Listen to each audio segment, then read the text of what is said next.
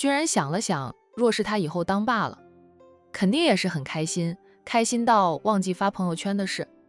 本来他们这些大忙人也没有发朋友圈的习惯，苏南还是结了婚后才喜欢发朋友圈的，存心秀恩爱，刺激他们这些单身汉。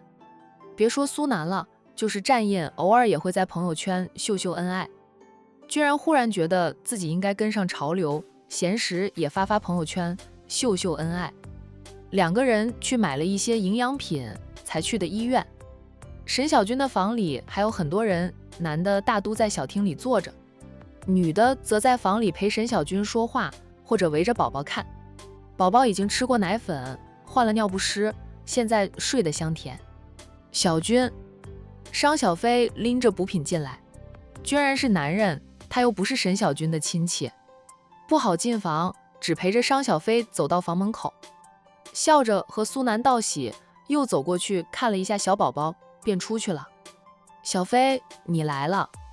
沈小军坐在床上喝粥，他饿了，顺产的，生完后休息了几个小时，可以吃点清淡的。看到商小飞来了，沈小军放下碗，刚好他也吃完了粥。我听彤彤说你生了，就赶紧过来看看。商小飞将买来的营养品递给苏太太，笑着对沈小军说道：“给你买了点营养品，出院后你可要吃哦，产后要好好的补回身子。我家里补品一大堆，吃不完，根本吃不完呀。”听到补品，沈小军都头大。商小飞笑道：“那你多吃点，你家里有的是你家里的，我送的是我的心意，你可不能浪费了我的心意，一定要吃哦，补回身子。”苏太太接过补品，也笑道：“小军现在看到补品都怕，不过生完孩子后也是要好好的补回身子。”苏太太认为孕期有营养师每天给儿媳妇安排3餐，营养充足而均匀，孙子才会发育的好，哪怕是早产也有6斤多重。医生都说若是足月，这孩子估计能有7斤半到8斤重，会是个胖小子。可能小家伙不想成为大胖小子吧，提前出来6斤多的体重挺适合的。商小飞关心地问了沈小军几句后，就迫不及待地去看小宝宝了。好可爱啊，像小军。商小飞弯下腰去，轻轻地摸了一下小宝宝的脸。这小子跟他侄儿出生时一样，都很可爱，就是头有点长。沈妈妈接过话来，顺产的孩子刚出生时头是有点长，慢慢就会恢复正常的了。商小飞想起自己的侄儿出生时也是这样，点点头。孩子是一天一个样。记得侄儿刚出生时，虽说可爱，但说长得俊俏，那是有点违心的话。等过了3个月后，他的侄儿就长得很是俊俏可爱，简直是人见人爱。如今啊，小家伙就是钟爷爷的心肝宝贝。有时候小宝宝睡着了，被他大嫂抱回房里，钟爷爷隔几分钟就去敲门，问孩子醒了没有。知道老人家喜欢宝宝，大嫂现在已经不抱侄儿回房里睡了，睡着了就放在婴儿床里睡，钟爷爷则搬张椅子坐在一旁，看着宝宝熟睡，钟爷爷也会安心入睡。像我吗？沈小军笑道：“我看不出来，这么小小一个，就是让我抱，我都有点怕怕的，很怕伤着他，也怕他从我臂弯里滑落。第一次当妈，新手妈妈，一点经验都没有。她不像海童带过娃，有带娃经验。苏南跟战印一起偷偷的去上过课，学习过如何带娃。她抱娃的姿势比他标准多了，慢慢学就会抱了。我以前也不敢抱我侄儿，很怕弄痛他，现在都很熟练了。”商小飞忍不住又摸了一下小宝宝的脸，真的好喜欢小宝宝。宝宝吃过了吗？沈妈妈答道：1个小时前吃过了，还挺能吃的呢。看到宝宝能吃奶粉，大家才真正放下心来。医生说过几天黄疸出来，早产儿就要注意一点。黄疸都有一个过程，开始高峰降下来，只要不是病理性的都不用担心。这些沈小军都不懂，商小飞反而知道，毕竟他是当姑姑的人了。家里有个小侄儿。商小飞在医院里逗留到天黑了，才不舍得离开。从医院里出来，他对军然说道：“咱们回你家做饭吃吧，不想去酒店吃饭。反正两家是邻居，在他家里吃完了，散散步，聊聊天，再回家也不怕晚。他俩订了婚，是未婚夫妻。就算他在军然家里留宿，大家都不会说什么。不过商小飞从来不在军然家里留宿，还没有结婚呢，他想将最美好的留到新婚之夜。军然很尊重他，对他的感情深似海，但忽于情，止于礼。未经他同意，他绝不会越雷池半步。这个男人是真的爱惨了他。商小飞也很爱他。有时候回想起过去那几年，他万分庆幸自己放下了对战印的痴恋，才迎来了军然这个真爱。好，军然是求之不得，他最喜欢的就是下厨烧菜做饭给心爱的女人吃。商小飞从小锦衣玉食，加上又是最小的，还是唯一的女儿，大家都宠着她，导致她的厨艺在好友当中是最差的一个。军然虽说也是锦衣玉食长大，但军家在教育孩子方面是和战家看齐的。军然并不输于战家任何一位少爷，他亦是样样精通。回家的路上，商小飞都在说孩子的事，军然含着笑听着他说，偶尔说上两句：“军然，咱们结婚后你想生几个孩子？你说了算，真让我决定的话，就生一个，我舍不得让你经历数次的怀孕之苦。”商小飞心里甜丝丝的，嘴上说道：“一个太孤单，生两个吧，有个伴。咱们的孩子不会孤单，他会有很多兄弟姐妹以及朋友的。我几个哥哥目前已经在壮大家族，咱们的孩子还不知道在哪里，但他已经有了4个哥哥，1个姐姐了。他也是兄弟多，哪怕大多数是堂兄弟，但大家都住在风尘山庄，孩子们一起长大，手足情深，哪怕只是堂兄弟，也跟亲兄弟似的。”商小飞说道：“堂兄弟虽说也能如亲兄弟一样，不过还是要多生一个的，咱们又不是长期住在你家里，孩子们以后跟他的堂兄弟们，怕是也没有多少时间培养感情。我有2个哥哥，兄妹3个，从小就相亲相爱的，哥哥们都很疼我，遇到什么事都可以和哥哥们商量。就是哥哥娶了嫂子，嫂子都疼我。我习惯了有兄弟姐妹的日子，热热闹闹的，不管遇到什么事，有商有量，不是自己孤军奋斗，挺好的，不想让我的孩子以后过于孤单。”商小飞继续说道：“最主要，我喜欢孩子，若是你能生孩子，不用我怀孕那么累。我还想生3个呢，可惜你们男人不会怀孕生娃，我自己生，哪怕再喜欢孩子，也只会生2个。1儿1女最好，无法凑成一个好字。2个闺女也行，2个儿子亦能接受。咱们的孩子是我们俩爱情的结晶，我不像战家那样全家人盼女儿，我是儿女都可以的。”军然笑道：“那是自然，我也没有重男轻女的思想，儿女皆可，都是我们的骨肉。若是我能代替你怀孕生娃就好了，不用你承受孕期之苦，生娃之痛。”商小飞偏头看着他，眼底有着情意。“军然，你好帅，侧颜都迷死人。你也好美，不管是正脸还是侧颜，哪怕是背影，在我眼里都是最美的。”商小飞笑，要不是他在开车，他真想扳住他的头，狠狠地亲他千百遍。回到了军然的家里，军然马上就去准备晚餐，商小飞自己去拿零食吃，边吃边看电视。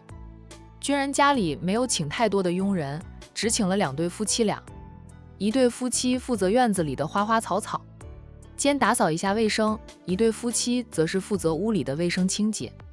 他一般也不会在家里吃饭，平时要么去管城大酒店吃，要么就去隔壁家蹭饭。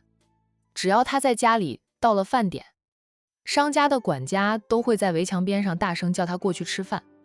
偶尔商小飞想和他过2人世界，便是他下厨，他只负责吃。就算商小飞想帮忙，君然也不会让他动手。他说过，他会疼他、爱他、宠他、护他一辈子的。只要有他在，他都不会让他做家务活。他那纤纤玉手也不适合做家务活，会弄得粗糙。有时候商太太都说准女婿太宠小飞了。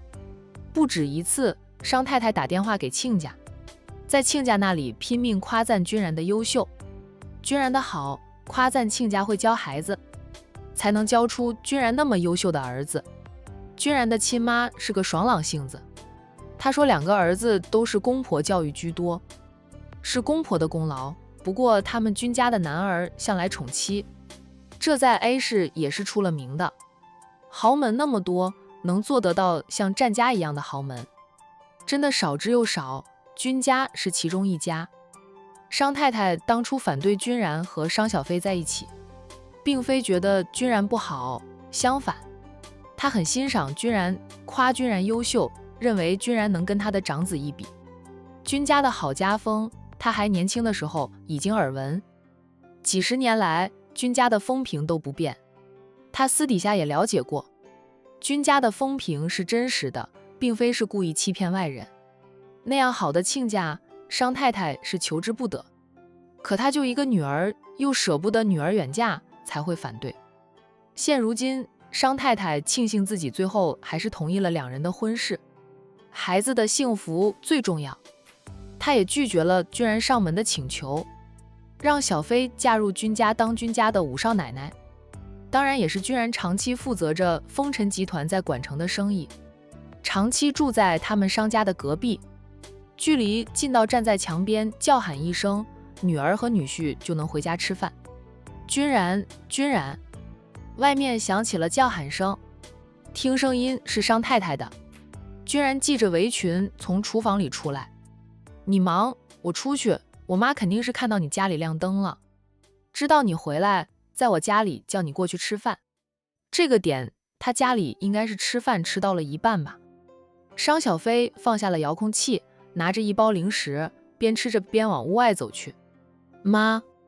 商小飞走到围墙边，应着母亲。小飞，你也回来了？回来了也不回家吃饭？我们正在吃饭，赶紧的叫尚君然过来吃饭。你钟爷爷刚才还念叨着呢，说君然有几天没有过来吃饭了。君然最近忙，都是请客户吃饭，就没有时间去丈母娘家里蹭饭吃了。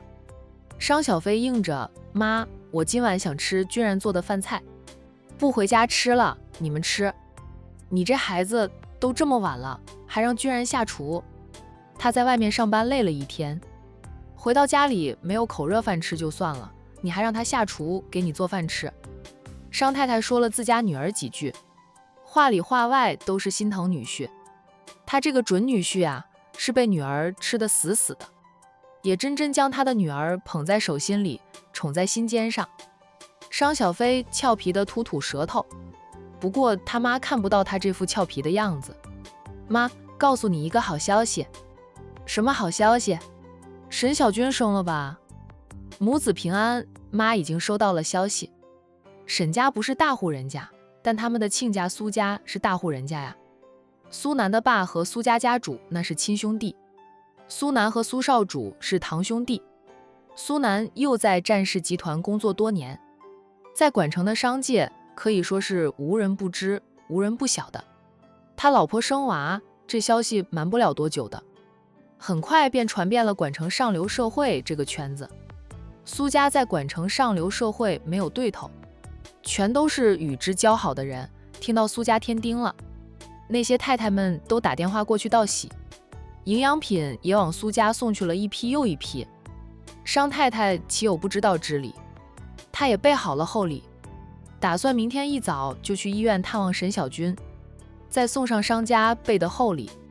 自家女儿和沈小军是好朋友，苏南又是战印的好友，战印是商太太的外甥女婿，商家与苏家的关系更为亲近些，忽略了苏少主当然追求商小飞的事，那是苏少主演戏的，差点就让苏家主信以为真，都要上商家提亲了。妈，你知道了，我和君然刚从医院回来的，小军很好，孩子也很可爱，商太太听到了宝贝孙子的哭声，顾不得女儿了，高声说了句：“那你们俩好好过两人世界，妈的大孙子哭了，妈回屋里去。你和君然也可以先备孕，到时候办婚礼时双喜临门。”看到人家的女儿生了孩子，商太太也想当外婆了，当了奶奶也想当外婆，有儿有女的老人家就是这样的了。听到了对面母亲匆匆进屋的脚步声，以及人还没有进屋就先叫喊着：“宝宝别哭哈，奶奶回来了。”商小飞嘀咕：“有了孙子，我这个宝贝女儿都靠边站了，等有了外孙时，哪里还有我这个女儿的位置？她和君然肯定要生娃的，但不着急，过2年再说。”两人的婚期定在今年的秋天，海童是上半年生娃，下半年的时候他办婚礼，海童和小军都可以参加他的婚礼了。他们嫁人时，他都参加了婚礼，还给他们俩当了伴娘。没理由他的婚礼他们不参加的，都要等到他们方便参加。商小飞扭身往回走，看到院子里晚开的茶花开了不少，多个品种的茶花开得很漂亮。商小飞好心情地走过去，借着院子里的灯光，掏出手机拍了几张茶花盛放的美照，又环视一遍安安静静的院子。院中风景是君然征求他的意见，按照他的喜好布置的，地方大，风景美又安静。在院子里坐着吹吹晚风，赏赏月，仅是想想就觉得舒适惬意。回到屋里，商小飞走进了厨房，君然正在炒菜，看着他系着围裙，拿着锅铲，炒菜的动作娴熟，一点都不比外面的厨师差。他是 A 市第一豪门的少爷啊，却为了他心甘情愿下厨为他做饭。商小飞走到君然的背后：“饿了吗？很快就能做好饭，你要是饿了，先吃点。”看到商小飞手上还拿着未吃完的零食，君然笑着没有再说下去。他家小飞向来爱惜他的胃，不会让他的胃饿着的。我妈叫咱们过去吃饭，说他们正在吃。商小飞边吃着零食边说道：“我说你在做饭了，今晚我想吃你做的饭菜。我妈把我一顿说你每天上班那么累，好不容易回家还要给我烧菜做饭，可心疼你了。”君然笑道：“我一年365天，有340天都是在你家里吃的，做饭的次数少之又少，也就是你赏脸想吃我做的饭菜，我才有机会练习一下厨艺，这是我多学一项技能的机会，我开心都来不及呢，哪里会累？”商小飞凑过去要亲他一口，他暂停手上的动作，配合他，让他在他的脸上香了一口。商小飞看向锅里的菜，闻到了香味，不知道怎么回事，尝过你做的饭菜后就上瘾了，越来越喜欢。只要你喜欢，你想吃，我随时都可以为你服务。就像战奶奶教导战印他们说的话，自己会烧菜做饭，不仅是为了娶老婆时加分，也是为了犒劳自己的胃。他奶奶倒是没有说过这样的话，奶奶只是说花无百日红，他们君家现在虽说如日中天，富得流油，但世事无常，谁知道会在哪一代就家道中落呢？技多不压身，多学一项技能，若是哪一天家道中落，好歹他们有点能力养活自己。所以家里长辈将他们往全能方面发展，什么都要懂，无法做到样样精通，好歹也要样样都略懂。其实以前他的厨艺真心一般，是他对商小飞有好感后，又知道商小飞以前爱慕的战大少爷懂厨艺，为了不被战印比下去，君然偷偷的苦练厨艺。等到他和商小飞确定了恋爱关系时，他的厨艺早已突飞猛进，烧菜做饭做点心都不在话下，能让他心爱的女孩子吃得津津有味的。君然知道商小飞早在知道战印和海童是夫妻后，就对战印死了心，不再痴恋纠缠。他傲气地说过，他堂堂商家千金，要钱有钱，要貌有貌，要学历也有学历，何须与人争夺一个男人？哪怕他痴恋战印多年，放弃他心如刀割，依旧挥刀断情丝，他那份洒脱、三观正，就是最先吸引君然的。他喜欢他后，很努力地向战印看齐，让他知道不输于战印的他仅属于他，也是不想让外界的人笑话他。毕竟他当初爱慕的可是战家大少爷，一个商界被称为太子爷神一样的人物。若是他后面找的男人不如战印，那些看他不顺眼的人肯定会耻笑他的。他是不在意，他在意他心爱的人儿岂能由别人耻笑。君家跟战家并驾齐驱，都是千亿豪门。君家五少爷配得上商家千金。商小飞和君然在一起后，传遍管城上流社会这个圈子时，大家都在说商小飞那么辣的脾气，竟然能得到君家五少爷的真心对待。本以为骄傲如商小飞放弃了战役后就要当一辈子老姑婆的，命好的人就是不一样，老天爷都格外的优待。多少人在背后羡慕嫉妒恨的，商小飞毫不在意别人怎么说怎么看，他向来是我行我素的，他过得幸福就行。奶奶和战奶奶想法差不多的，怪不得他们俩能成为好朋友。战奶奶现在还住在你家里呢，见着你的侄女，战奶奶就迈不动腿了。商小飞示意他继续炒菜，他在一旁看着，幸福填满了心头。君然笑道，战家是几代没有女儿出生，战奶奶才会见到可爱的女儿就移不开眼。我那小侄女也的确是人见人爱，聪明懂事，可爱的紧。就是她回去了，也是抱着侄女不撒手的。物以稀为贵，他们君家虽说不至于几代里没有女孩子，他们有姑姑的吗？但是他们家女孩子的人数还是很少。小妍妍自然集万千宠爱于一身，大嫂一胎生了龙凤胎，放在其他家族里，应该是让儿子随自己家的姓氏的，但是他们君家不一样，让儿子姓叶，随了他外公的姓氏，以后也要接管叶家的家产，还有可能像他大哥一样，连同君家的家族企业一并接过来打理。女儿则姓了君，这是他们家的姓氏了，可见他们家长辈对女儿的在乎及重视。不过君然觉得自家侄女似乎比君子更优秀，说不定以后当家做主的是君妍呢。我都想妍妍了，不知道为什么现在见到小娃娃我就特别喜欢，可能是随着年纪大了越来越有母爱了吧。你年纪也不大，我比你还大呢，不要在我面前说自己年纪大。君然不喜欢听他说他老了的话，他都老了，他岂不是更老？君五少觉得自己连老婆都还没有娶回家，正当青年呢。我比彤彤大的，彤彤的孩子过2个月都要出生了。君然，刚才我妈除了抱怨我使唤你给我做饭，心疼你累着，还叫我们俩可以备孕了，说什么等到秋天办婚礼时正好双喜临门。君然扭头看他，眼神多了几分炽烈。很快他就扭过头去，拿来了清干净的碟子，将锅里炒好的菜铲起来放在碟子里，还摆放得很好看。有大厨的潜能，我们是要开始备孕了。君然说道，备孕之前就是要调理好咱俩的身体，身体好以后生的孩子才好。我最近应酬不再喝酒，也不抽烟，在饮食方面也极其的注意。你也是，以后应酬时不要再喝酒，也别熬夜，每天都要开开心心的，3餐正常，调理好身体，等咱们结了婚，度完蜜月，便能要个孩子了。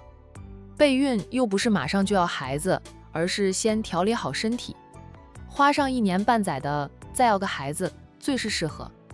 商小飞笑，就知道他的君然不会趁机提出其他的要求的，他非常君子。当然他要是放肆一点，他也会跟着放肆，在君子的面孔下也有狂热的一面。最近我还得熬夜，应酬不喝酒倒是可以，等到彤彤生完娃，与小军一起回来打理公司了，我就可以轻松很多了。现在真的没有办法，我2个合伙人都当妈了。沈小军是生了，但还要坐月子，坐完月子也不会马上回公司，至少也要让他休上3个月或者半年的产假。彤彤以后生了娃，身为彤彤表姐的她，那是恨不得表妹休1年的产假，只求表妹养好身子。母亲总是说，女人生完孩子后一定要调好身子，免得落下了病根，祸害自己的余生。君然理解地道，辛苦你了，能不熬夜尽量不熬夜吧。需要我帮忙的尽管开口，咱们是一家人，不说两家话也不必那么客气。知道了，需要你帮忙的时候，我是不会跟你客气的。你准备做几道菜？商小飞看了一下他准备的食材，感觉还要做几个菜，咱们2个人吃也吃不了太多。准备做4菜1汤，量都不多的，就是做4菜1汤，哪怕量不多，功夫一样不少。做的还都是我爱吃的菜。商小飞忍不住又凑过去，在他的腮边亲了一下。君然，我爱你。被他放在心尖上的感觉真好。君然深情的道，我更爱你。我不挑食，你喜欢吃的我也爱吃，所以以你的喜好为主。不管怎么说，他还是将它摆在第一位。商小飞心满意足地道，我回家里看看。刚才听到我侄儿的哭声了，你做好了饭，在围墙连叫我一声就行。君然宠溺地道，好，你回去看看，顺便抱宝宝过来玩会儿。小家伙被带出门都过风后，现在是很喜欢出门的了。吃饱喝足又睡够了，他还哭的话，不用问也知道是他想出门看风景去。商小飞边往外走边说道，等会儿咱们要吃饭，带他过来，他哭着要出去玩，反而影响了咱们吃饭的好心情，还是留他在家里给我钟爷爷看着。现如今呀，他才是钟爷爷的眼珠子。钟爷爷还说，为了能多看到几个小小辈，他老人家争取再多活几年。费老的生命斗志就是被亲情激发的，他一生未婚未育，无儿无女的，年轻的时候从来没有想过养老问题，只有一个忠字，忠于家主一辈子。做梦都想不到他老态龙钟时能被凤迎小姐接到家里来，给他养老送终，还有那么多小辈围着他。费老常想，要是家主还活着，儿孙满堂了，那该多高兴呀。可惜他始终无法原谅凤月，哪怕凤月已经化为灰，他都无法原谅他。他指责他眼里没有他，他怎么好意思指责他呀？他那是为他的狠毒找借口。他是家主的助理，一辈子都是忠于家主的，家主就是他的天与地，他眼里有家主那是天经地义的事。况且当年若不是看在家主的份上，他也不会关爱着凤月姐妹俩。三小姐同样被他当成孩子宠着长大的，三小姐就不会像凤月那样对他生出非分之想。费老只要一想起凤月竟然对他生出非分之想，还因爱生恨，就恶心的不行。他比凤月大了20几岁啊！哎，不要去想那个毒妇了，他已经去向家主道歉，求家主的原谅。想必家主也不会原谅他的，他只需要再多活几年，代替家主看到凤迎小姐以及凤慧小姐的后代都添了小小辈后，他就可以去见家主了。君然笑，费老很疼伤无痕的儿子，其实老人家真正疼爱的还是他的丈母娘，对小辈的疼爱都是爱屋及乌。商小飞出了屋，穿过院子，很快就出现在自家别墅里了。小宝早已经被哄住，小孩子都爱哭，有些一哭就会哭很长时间，难哄得很。小宝倒是不会那样，爱哭却也容易哄。商太太回屋里抱了一下孙子，小家伙就不哭了，还冲奶奶笑呢，惹得商太太在他的小脸上连亲了好几下。商小飞进屋的时候，商家人早已用完晚饭，大家坐在大厅里，电视开着，声音不大。他们并不是真的在看电视，个个的视线都放在小宝宝身上。小家伙还不会说话，但很喜欢和人咿呀咿呀地说着英语。妈，我回来了。商小飞边走过来边叫了母亲一声。蓝晶见小姑子回来，连忙问，小飞吃过了吗？没有吃的话，我去给你做点吃的。商太太拉住了儿媳妇，说道，不用管她，他奴役着，居然在厨房里给他做好吃的呢。有军人在，还能饿着他不成？闻言，蓝鲸笑着坐下来。商小飞不依地说道：“妈，你怎么能那样说我和君然？君然是自愿给我做饭的，你总说我是奴役他。妈现在越来越偏心了，心疼君然，不心疼我了。要不是我这个女儿，你都找不到君然这么好的女婿，所以你还要像以前那样最疼我才行。”商太太呵呵地笑，要不是你说想吃她做的饭菜，她会下厨做饭。妈去叫你们俩过来吃饭，你都不想回来。君然上了一天的班，累了，回家还要伺候你这个公主。妈，我也上了一天班呢，难道我不累？我记得以前爸妈一起上班的，但是回到家里都是爸在照顾我们，照顾妈的。爸可以那样对妈，我家君然就不能那样对我吗？商太太理直气壮的，那是你爸心甘情愿，也是我夫妻俩的情趣相处之道。那我和君然也是情趣，也是心甘情愿，也是我们俩的相处之道。商太太顿时哑口无言了。蓝鲸笑道：“小飞，妈那是表现给君家看的，实际上你还是妈心里最爱的孩子。君然一个人留在管城这里，主要还是为了你。我们家人不对他好一点，都觉得对不起君家。”商小飞当然知道家人对君然好，就是对他好，他也不是真的生气，不过是和母亲斗斗嘴。我对君然也很好的，我们俩的感情很稳定，况且他做饭也是乐在其中。君然下厨做饭，他们俩都能吃到肚子撑。一个是舍不得浪费心爱男人的劳动成果，一个是看到心爱的人吃得那么香，心情愉悦，胃口跟着大开，故而每次两人都会吃到撑，然后就一起在别墅区里散散步，消消食。这种平凡的日子才是真的幸福。费老笑道：“小飞饿的话，还是先吃点东西吧。